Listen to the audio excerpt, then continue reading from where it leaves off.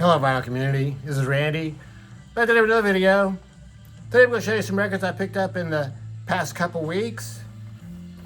The first record that I have to show you is one that came out in early April. I saw Rod, Happy Hippie Vinyl Guy, showing this one on, I think you got it on the day it was released. Black Keys, Ohio Players is the name of the record. I guess they call it Ohio Players because Black Keys are originally from Ohio. This has, as far as I know, has nothing to do with the band, the Ohio Players. They're not doing any cover tunes or anything like that. I don't think there's any old Ohio Players playing on this record. But there are a lot of guest stars on this record. Beck Hansen and Noel Gallagher both co-wrote about 4 or 5 songs. And on the songs that they co-wrote, they sing backup vocals. And I think Noel Gallagher also plays some guitar. Well, maybe Beck might play some instruments. Also, Greg Cartwright from The Raining Sound co-wrote a couple of the songs. He doesn't perform any. And the Gabbard Brothers, I showed their record a couple years ago. The Gabbard Brothers, they tour with the Black Keys, as I guess kind of like their bass player and other guitar player. They do backup vocals and I think maybe play a little bit of guitar on here. These are not the words to the songs. These are the people who wrote the songs and their publishing information, and then the people who played on the songs. So although the Black Keys started out as a 2-man band a long time, I'm sure it's more than 20 years ago, they have a full band in the studio now. This record was recorded partially here in Nashville at Easy Eye Sound, which is the Black Keys recording studio. Easy Eye Sound. It's on None Such Records. But it was also recorded in all kinds of studios. Yeah, there's all kinds of places because there's a whole lot of guest stars on. Well, I guess I just named 2 of them. And there's also 2 songs on here that feature rappers. Candy and Her Friends, featuring Lil Lloyd, and he co-wrote that song. And that song was also co-written by Angelo Petraglia, Petraglia, Angelo Petraglia. I guess he is a guy who is just like a professional songwriter and producer and multi-instrumentalist. So he helped out on a couple of the songs on here. And then there's another song, Paper Crown, which features Beck, who helped co-write this, and Juicy J, who co-wrote that. So that's the other song with the rapper on it. So other than that, there's there's a lot of people playing on the record, and there's backup singers. And so, excuse me.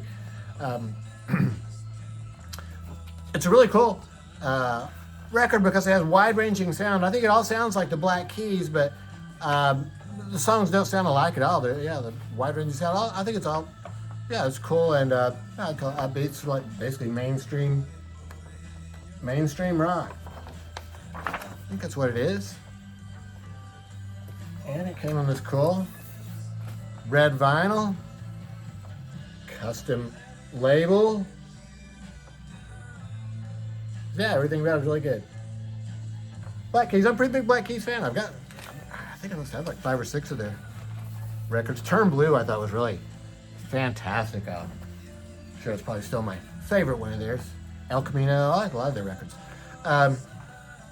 Yeah, speaking of mainstream rock, I think that Kings of Leon, they're pretty much as mainstream as rock is now, isn't it? The Kings of Leon are a band that is, I think, originally from here in Middle Tennessee.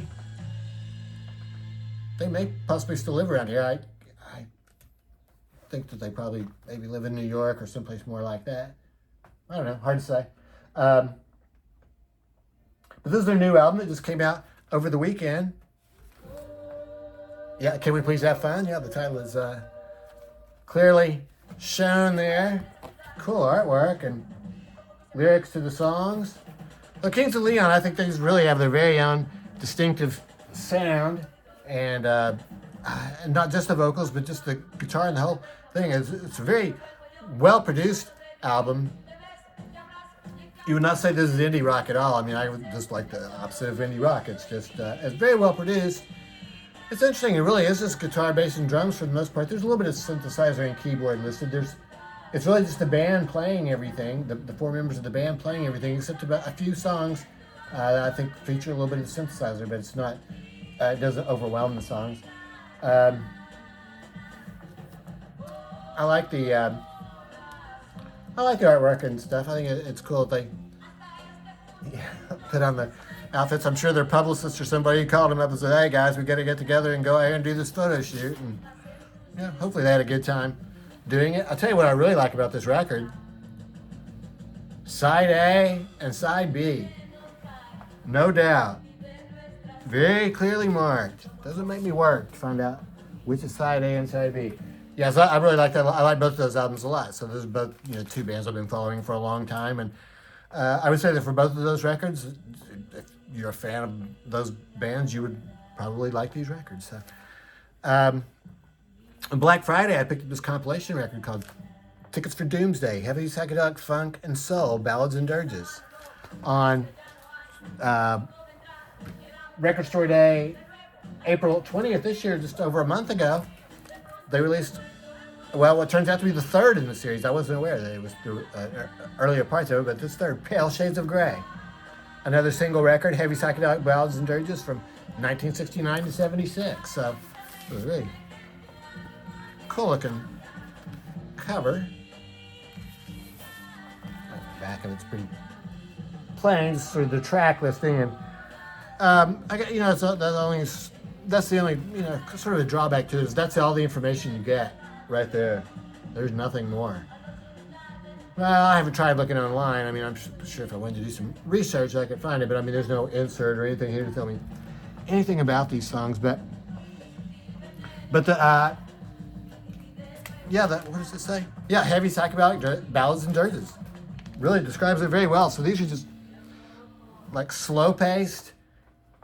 Well, what we've been listening to is the very first volume of this. So this is the second volume, and these songs were compiled by this guy who was just a big record collector, and he had some sort of rare these psychedelic sounding records, and decided to put this compilation together. The first one was from 2009. Oh, and this one, Forge Your Own Chains. 2009. I guess it's been reissued now. So, Forge Your Own Chains. This one is a 2-record set, and this one does have extensive liner notes. And this sort of tells the philosophy behind the whole thing. His history, how he got his record collection himself, and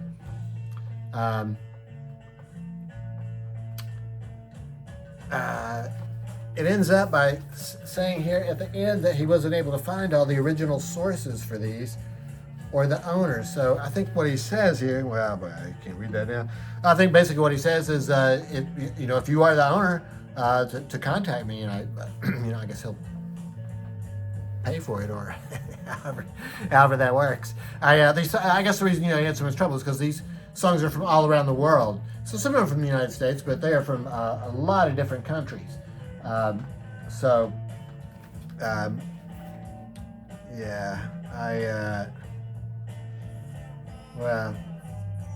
Take my word for it. They're from a lot of different countries, like countries in South America and Europe.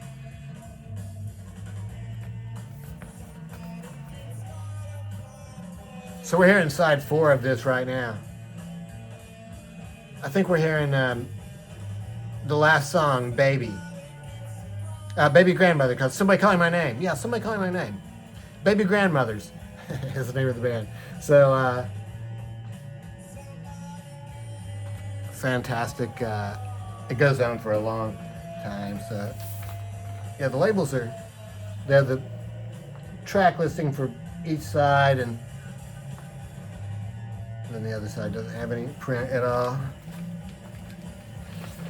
This would be one of these that I'm trying to figure out which is side 1. I mean, I've learned now that side 1 is the side with the print on it. So, yeah. And then the last thing I have to say today is I picked up this Nuggets box at came out in Record Store Day of 2023. I'm sure it's been shown several times by now, but I forget what I said. Since I got it, was very cool cover. It's like a reflective, and can't get a whole lot of reflection here, but yeah, really cool looking. So it's just a slip case for the record. So it's two record sets. Comes with this poster. It's a two-sided poster of. That's the cover of Volume 2.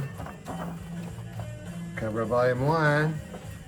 So yeah, this box just combines Volumes 1 and 2. I know this record's been shown a million times. Volume 1 has for sure. And Volume 2 I think I haven't seen quite as often. I'm not sure I've really seen it at all. But it's really good. I like Volume 2. I guess my only small complaint is it starts out with Do You Believe in Magic by the Lovin' Spoonful. And I mean, that was just like a mainstream hit. Well, I mean, that's about as mainstream hit as you can get. But I guess he explains in the liner notes here that when he did Volume 1, he wanted that to be the very first song on Volume 1. I guess for some reason it was not. So I guess he liked that. So there's some fairly well-known songs there too, like 96 Tears. But there's some pretty obscure ones too. Yeah. The Sonics, The Witch is on here. Very cool.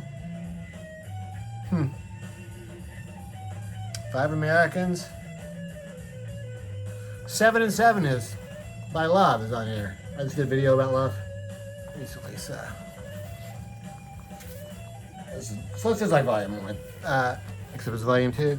Then the coolest part about this record, though, is it has the Also Dug-Its. So this is just another volume of even more obscure songs. I would say all these songs, though, this is definitely more like garage rock, maybe a little bit towards sight, but definitely garage rock. This definitely much more just lightweight, I guess you would call it, than the 3 volumes of compilations I just showed you, the heavy ballads and dirges. And then it comes with this cool magazine with Lenny Kaye, guitarist for the Patti Smith Band, and he was a critic and everything well before then, I think. Sort of tells the whole story of how it came together. So it was Jack Holtzman, I guess the guy from Elektra Records, who came up with the idea, and who also came up with the idea to call it Nuggets. Lenny Kaye wanted to call it something more like something to do with rock and roll, and yeah, Nuggets really is a much better. It's not really. It's about a lot of print, but this does have the short thing about all the bands that are on that 3rd volume, the Also Dug-Its. So that's cool. Then just stuff like that. So yeah, that's it. So it's the records I got here, and the since about the beginning of May, past few weeks anyway. So yeah, and then I got a couple more at that when I traded in those used records. But I'll show those in the next video. I haven't had a chance to listen to those very thoroughly yet.